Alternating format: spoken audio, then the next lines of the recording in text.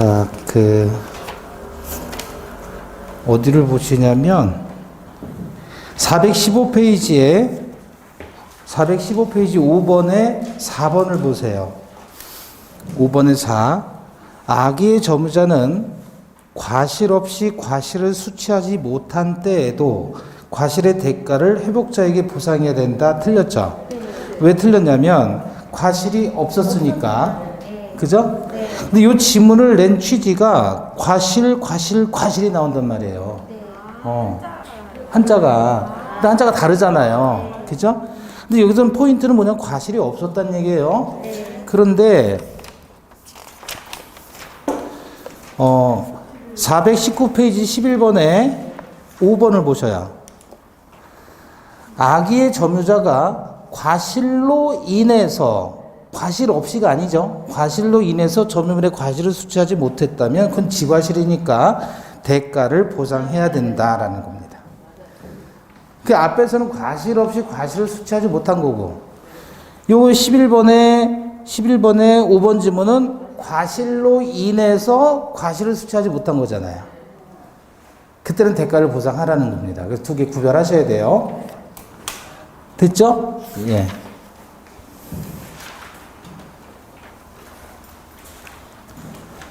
그 다음에 13번이죠? 예, 13번. 점유물 반환 청구권에 관한 설명으로 틀린 것 그랬습니다. 1번. 을의 점유 보조자 갑은 원칙적으로 점유물 반환 청구권 행사할 수 없다. 점유 보조자는 점유권이 없죠. 그러니까 반환 청구 안 되고. 2번. 을이 갑을 기망하여 갑으로부터 점유물을 인도받은 경우 갑은 을에게 점유물 반환 청구권 행사할 수 있다. 요거는 침탈이 아니라 그랬죠. 기망으로 인해서 인도한 경우. 또 하나 있잖아요. 침탈이 아닌 경우. 직접 점유자가 인도한 경우, 간접 점유에 의해 반한 경우. 그 경우는 침탈이 아니니까 점유물 반환 청구권 행사할 수 없다. 3번. 갑이 점유하는 물건을 을이 침탈한 경우 갑은 침탈당한 날로부터 1년 내에 반환 청구해야 되고요. 4번. 직접 점유자 을이 간접 점유자 갑의 의사에 반해서 점유물을 병에게 인도한 경우 갑은 병에게 점유물 반환 청구권 행사할 수 없다. 이것도 침탈이 아니니까. 5번. 갑이 점유하는 물건을 을이 침탈한 후 을이 이를 선의의 병에게 임대해서 인도했다면 선의의 특별 승계인이죠. 갑은 병에게 점유물 반환 청구할 수 없다. 14번입니다. 물청에서 1번. 점유 회수 청구권, 점유물 반환 청구권의 행사 기간은 출소 기간이다. 그쵸? 네, 회수 청구권을 반환 청구권이라고 얘기하잖아요. 2번. 소유물의 점유를 침탈당한 소유자는 본권을 이유로 반환 청구하거나 점유 회수를 청구할 수 있다. 아까 우리 자전거 빼앗겼을 때 소유권에 기인한 반환 청구를 하거나 점유권에 기인한 반환 청구할 수 있다 그랬단 말이에요. 서로 관계가 없으니까. 3번. 간접 점유자는 점유 회수 청구의 상대방이 될 수 없다가 아니라 있습니다. 반환 청구의 상대방은 직접 점유자든 간접 점유자든 불문합니다. 4번. 진정한 등기 명의의 회복을 위한 이전 등기 청구권의 법적 성질은 소유권에 기인한 방해 배제 청구권이다. 그래서 여러분, 방해 배제 청구로서 방해 제거 또는 배제 청구로서 첫 번째 어떤 게 있었냐면 건물 철거가 반환 방해 제거 청구예요. 두 번째가 등기 말소 청구도 방해 제거 청구. 세 번째가 이거예요. 진정 명의 회복을 원인으로 하는 소유권의 이전 등기. 요 세 가지가 방해 제거 청구에 해당한다. 세 가지. 반환 청구는 빼앗겼을 때 달라고 하는 것이고, 방해 제거는 치워라고 얘기하는 거죠. 치워. 치워가 요 세 가지. 등기 치워, 건물 치워. 자, 그래서 요거 방해 배제 청구 맞고요. 5번. 직접 점유자가 자기 의사에 기해서 점유물을 제3자에게 인도했다면 간접 점유는 제3자에게 점유물 반환 청구할 수 없지요. 왜냐하면 침탈이 아니니까. 자, 넘겨보시고 이제 상린관계입니다. 422페이지.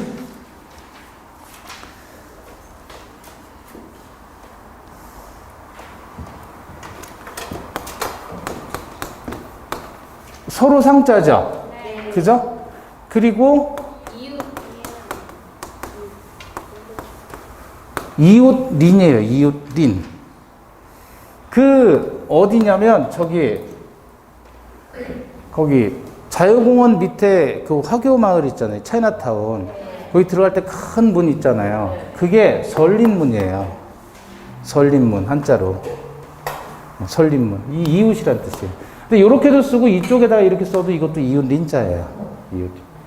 그러면 이웃지간의 관계를 무슨 관계라고 한다? 상린관계라고 한다. 그러니까 이웃지간의 관계니까 기본적으로 이건 인접해야 돼, 인접을 요하지 않아요.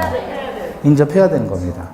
인접한 이웃 상호 간의 관계를 무슨 관계? 상린관계 그래요. 자, 거기 1번 보시면 인접지의 수목 뿌리가 경계를 넘으면 뿌리예요. 임의 제거할 수 있다. 근데 뭐가 넘으면? 가지가 넘으면 어떻게 해요? 청구 후 제거. 2번 주의 토지 통행권자는 통행에 필요한 통로를 개설한 경우 그 통로 개설이나 유지 비용을 부담해야 된다. 어때요? 지가 통로 만들었으면 돈 유지비 부담해야죠. 3번 통행지 소유자가 주의 토지 통행권에 기한 통행에 방해가 되는 담장을 설치한 경우 통행지 소유자가 설치했으니까 철거 의무를 부담하죠. 4번 경계에 설치된 담이 상린자의 공유인 경우 상린자는 이웃 같이 있는 사람을 얘기하여 이 사람은 공유를 이유로 공유물 분할 청구하지 못한다. 담은 일단 상린자의 공유로 추정을 해줍니다. 이웃지간의 공유로 추정해주고 이거는 공유지만 분할 청구 대상이 아니에요. 5번 경계선 부근의 건축 시 경계로부터 몇 미터? 반 미터 뛰어야 하는데 이를 위반했다면 건물이 완성된 이후에도 건물의 철거를 청구하지는 못합니다. 완성이 됐으면. 자, 2번입니다. 통행권에 관한 설명에서 1번 주의 토지 통행권은 토지와 공로 사이에 기존의 통로가 있더라도 그것이 토지의 이용에 부적합해서 실제로 통로로서의 충분한 기능을 하지 못하는 경우. 자, 토지 이용에 부적합해서 실제로 통로로서의 충분한 기능을 하지 못하는 경우 밑줄 보시고요. 밑에서 쓰세요. 배가 걸려 파닥파닥. 배가 걸려가지고 파닥거리는 모습을 떠올려 보세요. 사실상 이것은 통로로서의 기능을 못하고 있잖아요. 이렇다면 새로운 통행권이 인정되어야 한다? 인정될 필요는 없다. 인정되어야 한다. 배가 걸려서 파닥거리는 정도라면 이건 통로가 아니잖아요. 그죠? 네. 배가 걸려서 파닥거려요. 물론 제가 그렇겠지, 제가. 2번 주의 토지 통행권의 범위는 장차 건립될 아파트 건축을 위한 이용 상황까지 미리 대비해서 정할 수 있다. 현재 필요한 범위 내에서만 가능하다 그랬죠. 3번 주의 토지 통행권이 인정되는 경우 통로 개설 비용은 원칙적으로 주의 토지 통행권자가 부담해야 되겠죠. 유지비도. 4번 통행지 소유자가 주의 토지 통행권에 기한 통행에 방해가 되는 축조물을 설치한 경우라면 주의 토지 통행권의 본래적 기능 발휘를 위해서 통행지 소유자가 철거 의무를 부담하겠죠. 5번 주의 토지 통행권의 성립에는 등기 필요 없죠. 상린관계는 다 등기하지 않습니다. 3번 상린관계에 기한 설명으로 틀린 것 1번 서로 인접한 토지에 통상의 경계표 또는 담을 설치하는 경우 측량 비용을 제외한 설치 비용이 다른 관습이 없으면 토지 면적에 비례해서 부담한다. 설치는 절반, 측량은 면적에 비례. 근데 측량을 비례한다 그랬으니까 틀렸죠. 2번 갑과 을이 공유하는 토지가 갑의 토지와 을의 토지로 분할됨으로 인하여 갑의 토지가 공로에 통하지 못하게 된 경우 갑은 공로에 출입하기 위해서 을의 토지를 통행할 수 있으나 이때 보상 의무는 없다. 무상이죠. 그러니까 원칙적으로 유상통행인데 예외적으로 무상되는 경우는 두 가지가 있다고 그랬죠? 언제? 공유 토지가 분할됐거나 일부 양도. 3번 인접 토지 소유자는 자기의 비용으로 담의 높이를 통상보다 높게 할 수 있다. 자, 여러분 그냥 생각해 보세요. 갑의 집이고 을의 집이 있는데 얘는 예를 들어 이게 바닥이 이렇게 될 수도 있나요? 네. 그래서 얘는 여기를 다 보는데 얘는 못 봐요. 그럼 얘 입장에서 여기를 더 이렇게 높게 할 수도 있는 거 아니에요? 지돈으로 하면 된다 그거예요. 지돈으로. 자, 그래서 자기 비용으로 담의 높이를 통상보다 높게 할 수 있고요. 4번 토지 소유자는 과다한 비용이나 노력을 요하지 않고는 토지 이용에 필요한 물을 얻기 곤란한 때에 이웃 토지 소유자에게 보상하고 남은 물, 여수, 남을 여자예요. 남은 물의 급여를 청구할 수 있습니다. 여수급여 청구권이라고 해요. 5번 근데 여러분 이런 지문이 나왔다고 해서 상린관계에 있는 모든 조문을 다 볼 필요는 없어요. 네. 제가 해드린 것만 하시면 됩니다. 5번 지상권자는 지상권의 목적인 토지의 경계나 그 근방에서 건물을 수선하기 위해서 필요한 범위 내에 이웃 토지의 사용을 청구할 수 있다. 이게 인지 사용 청구권입니다. 다만 주거에 대해서는 허락이 없으면 재판으로 가름할 수 없다 그랬죠. 4번 상린관계에 관한 설명에서 1번 경계에 설치된 경계표는 원칙적으로 상린자의 공유로 추정한다. 그죠? 경계표 담은 공유로 추정합니다. 다만 분할 청구할 수 없다 그랬습니다. 2번 토지 소유자는 이웃 토지로부터 자연히 흘러오는 물을 막지 못한다. 그래서 승수 의무가 있다 그랬죠. 물을 받아줄 의무가 있습니다. 3번 토지 소유자는 첨화물이 이웃에 직접 낙하하지 않도록 적당한 시설을 해야 된다.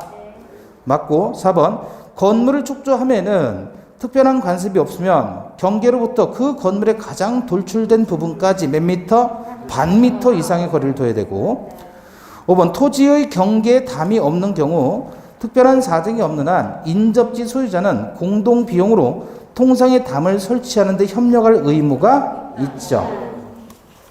상린관계는 이 정도 보시면 되겠고요. 그 다음에 쭉 넘어가서 다 했어요. 428페이지 부합. 그러니까 뭐 매장물 발견, 유실물 습득, 무주물 선점 이런 것들은 시험에 안 나오는 거예요. 그래도 호나 가공 이런 것도 안 나옵니다. 그냥 부합만 보시면 돼요. 자, 10번 부합에 관한 설명입니다. 부합 보기 전에 우리 이런 거 봤죠? 일단은 권원이 있고 권원이 없고 권원이 있을 때에는 독립물이고 독립물이 아니고 요때는 부합되지 않지만 요때는 부합이 된다 그랬어요. 다만 부합이 적용되지 않는 예외. 첫 번째, 토지와 건물은 절대로 부합하는 일이 없다 그랬죠. 두 번째, 뭐예요? 농작물은 무단 경작자가 취득하고 부합되지 않는다. 세 번째, 어떤 경우? 그렇죠. 증축 부분. 증축 부분일 때 구조상, 이용상의 독립성이 있다. 다시 말하면 구분 소유의 객체가 될 수 있다면 부합하지 않고 그렇지 않다면 부합한다 그랬죠. 기억나시죠? 네. 자, 1번 부합에 관한 설명입니다. 1번 부동산 간에도 부합이 인정될 수 있다. 자, 우리가 부합이 되는 경우는 갑 소유의 부동산에 을 소유의 동산이 결합됐을 때 그리고 갑 소유의 동산에 을 소유의 동산이 결합됐을 때 이 두 가지만 256조 7조에서 규정하고 있어요. 부동산에 대한 동산의 부합, 동산 간의 부합. 이때는 부동산 소유자가 동산 소유권을 취득한다 그랬잖아요. 동산끼리 부합은 어떻게 돼요? 주된 동산 소유자가 소유권을 취득하는데 주종을 구별할 수 없을 때는 부합 당시 가액의 비율로 합성물을 공유하게 됩니다. 자, 그런데 우리 판례가 부동산의 부합을 인정을 한다는 거예요. 판례가. 그럼 부동산끼리 부합되는 경우는 언제가 있을까요? 부동산끼리 어떻게 부합을 해요? 증축은 둘을 날라가지고 동산을 쌓아가지고 부동산 만드는 거잖아요. 그거는 이 경우에 해당하지 부동산끼리 부합은 사실상 없어요. 지진 나면 몰라요. 지진 나면 땅이 이렇게 겹쳐버려요. 근데 우리나라가 그런 지진이 나나요? 아니요. 그러니까 학자들은 이건 잘못된 판례다라고 얘기하는데 이 판례는 뭐라고 했냐면 이동이 용이하지 않은 변소 창고를 또 물치장 그래요. 물치장. 과거 판례가 물치장이라고 그랬어요. 물치장이 뭐냐면 사물을 두는 장소예요. 창고를 꼭 이렇게 표현한단 말이에요. 물치장. 그러면 이동이 용이하지 않은 과거식의 변소 아시죠? 옛날 변소가 어떻는지. 그렇게 싸놓고 심어놨잖아요. 땅만 판 경우도 있고 시골에서는. 창고도 마찬가지예요. 이것도 그냥 이렇게 쌓고 올려놓은 거예요. 사각으로 만들어 올려놓은 거예요. 그리고 이렇게 끌면 움직이죠. 그럼 이것은 동산이에요? 부동산이에요? 이게? 이게 동산이지 어떻게 이동이 쉽지 않다고 해서 그걸 부동산으로 보느냐 이거예요. 그래서 학자들이 비판을 하는 거예요. 그래서 이렇게 부동산끼리의 부합을 판례는 인정합니다. 이 판결이 얼마나 엉터리 판결입니까? 라고 학자들이 고발하는 거예요. 그걸 문제로 이렇게 까는 거예요. 쉽게 말하면. 이해되셨죠? 네.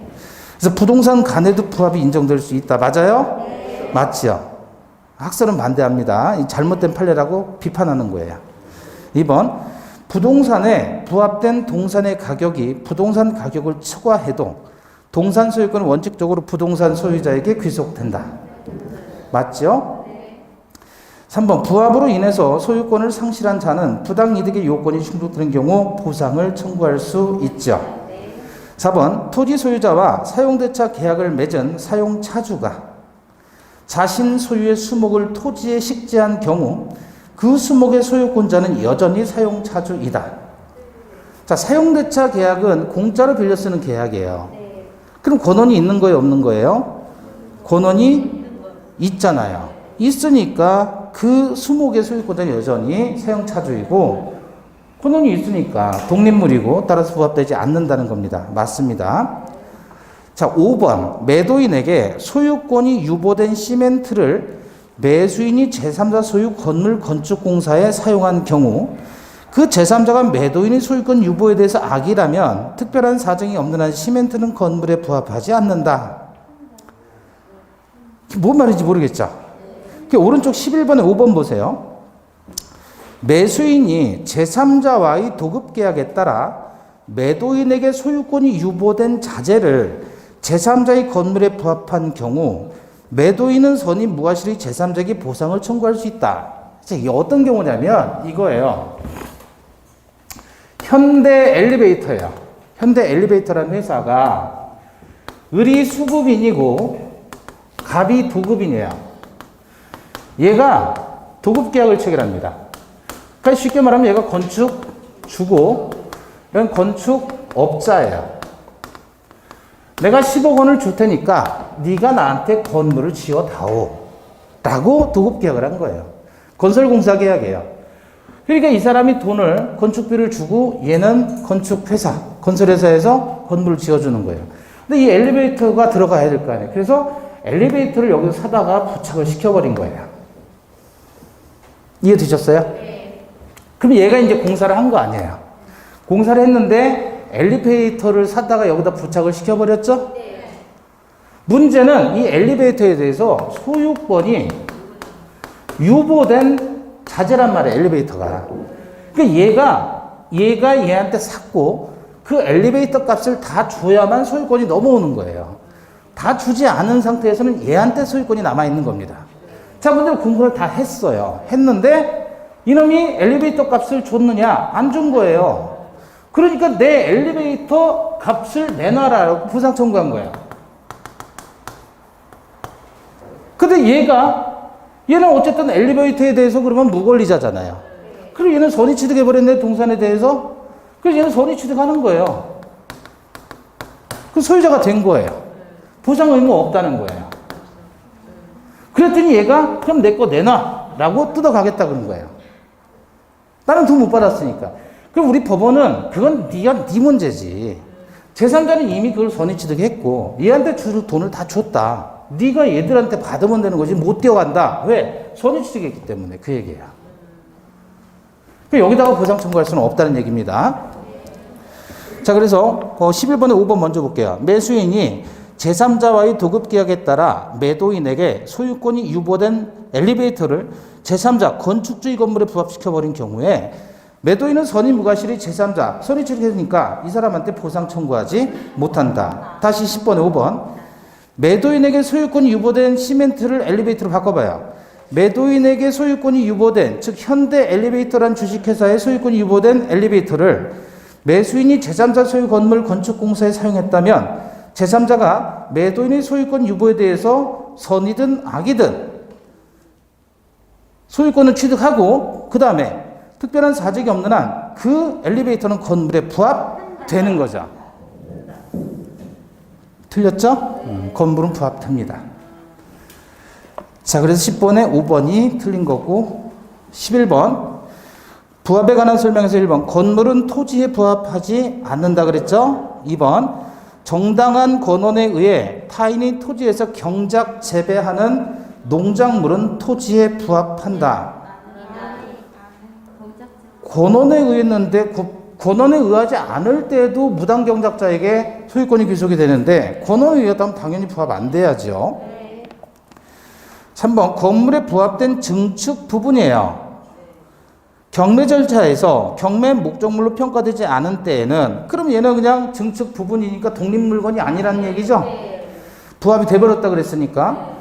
그러면 독립물이 아니기 때문에 경매 목적물로 평가되지 않았을지라도 경락인은 그 부동산의 증축 부분의 소유권을 취득하는 거죠. 왜냐면 부합된 증축 부분이라 그랬잖아요. 그럼 독립물이 아니라는 거죠. 부합이 돼버렸다는 얘기니까. 4번 토지 임차인의 승낙만을 받고 임차 토지에 나무를 심은 사람은 다른 약정이 없으면 토지 소유자에 대해서 나무의 소유권을 주장할 수 있을까요? 없을까요? 봐봐요. 일단은 권원이 있고 독립물이라면 자기 소유권 주장할 수 있는 거예요. 부합 안 되는 거예요. 그러면 갑과 을 사이에 토지에 대한 임대차 계약을 체결하고 임차인의 승낙을 받아서 병이 얘 승낙을 받고 얘한테 승낙받지 않았다면 임차 전대차 계약상에 임대인은 전대차 계약에 대해서 동의해 줄 권리가 있는 거죠. 근데 동의를 받고서 전대차에 대한 동의 없었어요. 그럼 이게 바로 뭐죠? 무단 전대이죠. 그럼 이자의 사용권은 얘에 대해서는 주장할 수가 없는 거죠. 그럼 불법 점유가 되는 거잖아요. 그럼 권한이 없는 경우에 해당하잖아요. 따라서 부합 돼버리는 겁니다. 그러니까 자기의 소유권을 주장할 수 없다. 그래서 부합이 돼버리니까 나무 소유권을 주장할 수 없다. 4번이 정답이에요. 자, 넘겨보시고 12번. 마지막 문제입니다. 부합에 관한 설명으로 옳은 것을 모두 골라라. 기업. 지상권자가 지상권에 기하여 토지에 부속시킨 물건은 부합돼야 안 돼요. 권한이 있고 부속시킨 물건이에요. 지상권에 기해서. 여러분이 제 땅에 지상권을 취득했어요. 사용권을 취득한 거예요. 거기다 물건을 건물을 짓든지 나무를 심어요. 그럼 그건 누구 거예요? 여러분 것이 그게 어떻게 부합돼요? 토지 소유에 귀속되면 안 되겠죠. 권한이 있으니까. 따라서 지상권의 소유로 된다. 맞아요? 당연한 거예요. 당연한. 권한이 있으니까. 그러니까 가장 중요한 건 여러분 이거예요. 권한이 있느냐 없느냐예요. 아니 A 소유 토지인데 B가 이 땅을 내가 쓸게라고 허락을 받은 권한이 있는 상태에서 얘가 뭐 나무를 심든지 뭘 심든지 건물을 심든지 다 이건 내 거죠. 부합되면 안 되죠. 근데 아무런 권한도 없이 B라는 놈이 무단으로 와가지고 여기다가 뭘 나무를 심었다 뭐 건물 졌다 그러면 일단은 나무나 건물 이거 독립물이니까 철거 대상인 거고 뭐를 만들었다 그러면 그건 다 부합이 돼야 되는 거예요. 권한이 없으니까. 독립물이라면 철거되는 것이고. 그래서 이 기억 맞습니다. 니은 적법한 권한도 없이 타인의 토지에 경작한 성숙한 배추의 소유권은 경작자에게 속한다. 그렇죠. 성숙한 농작물은 무단 경작자의 소유. 부합의 법리가 적용 안 됩니다. 니은도 맞고. 그리고 적법한 권한 없이 타인의 토지에 식재한 수목이에요. 수목. 농작물이 아니죠. 수목이죠. 그럼 이거는 부합 되죠. 따라서 토지 소유자에게 속한다. 리을 건물 임차인이 권한에 기해서 증축한 부분은 구조상, 이용상, 독립성이 없다면 부합되는 거고, 구조상, 독립상, 이용상, 독립성이 있다면 부합하지 않죠. 따라서 리을은 틀렸죠. 독립성이 있어야 임차인 소유가 되는 겁니다. 자, 오늘 진도 부분 여기까지입니다. 수고하셨습니다. 감사합니다.